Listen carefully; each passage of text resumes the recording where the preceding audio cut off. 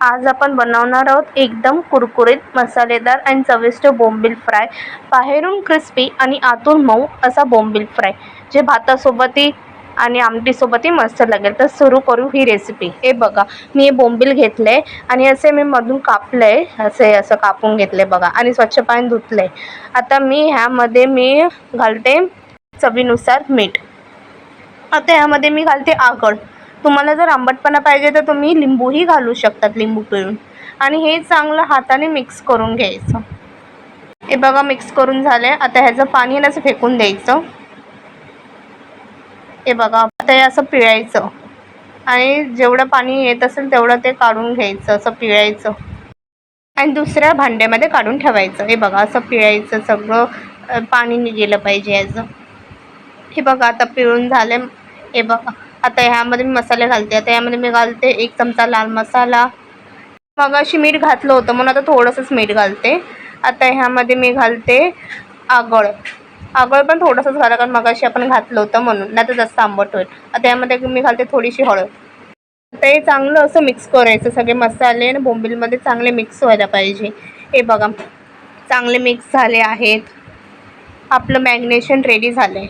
हे बघा, मी ते रवा घेतला आहे. आता यामध्ये मी तांदळाचं पीठ घालते. आता ह्यामध्ये मी घालते 1 चमचा लाल मसाला, थोडंसं मीठ आणि मिक्स करून घेते चांगलं. तांदळाचं पीठ घातल्याने चांगली क्रिस्पी होईल, चांगली कुरकुरीत होईल.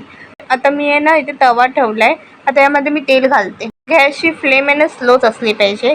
हे बघा, आता हे मॅरिनेट झालेलं बोंबील ह्या रव्यामध्ये घालते आणि चांगलं कोटिंग करून घ्यायचं, चांगलं कोट करायचं. आता हे ह्या तव्यामध्ये घालते. आता दुसरं पण बोंबील मॅरिनेट झालेलं रव्यामध्ये मिक्स करते. चांगलं कोटिंग व्हायला पाहिजे, असं चांगलं कोट करून घ्यायचं आणि तव्यामध्ये घालायचं. आता गॅसची फ्लेम मीडियम करू शकतो. साईडून असं तेल घालायचं, चांगलं भाजू दे बोंबील. हे बघा, आता मी टर्न करायला घेते. हे बघा, आता टर्न करायचं. हे बघा, भाजलेत बघा दुसरी साईड. आता मी बाकीची साईड पण टर्न करून घेते.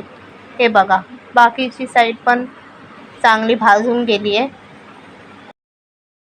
तुम्ही असं अधूनमधून साईडून तेल घालू शकता, जर तुम्हाला असं सुकं सुकं वाटलं असेल. चांगली क्रिस्पी लागेल जेवढं जास्त तेल असेल तर. हे बघा, भाजून झाली. आता मी काढून घेते. तर अशा प्रकारे बाकीचे मी कोट करून घेते आणि भाजून घेते बोंबील. तर हे बघा, आपले कुरकुरीत आणि क्रिस्पी बोंबील फ्राय तयार झाले. बघा, क्रिस्पी किती एकदम मस्त झालेत. एकदा खाल तर खातच राहाल. तुम्हाला भातासोबतही आवडेल, सारासोबत मस्त लागेल. तर असं छान छान रेसिपीज बघण्यासाठी सानेस किचनला लाईक, शेअर, सबस्क्राईब करा. इतरांनाही शेअर करा ही रेसिपी. कमेंटमध्ये सांगा तुम्हाला ही रेसिपी कशी वाटली ती. तर चला, भेटू पुढच्या रेसिपीला. बाय.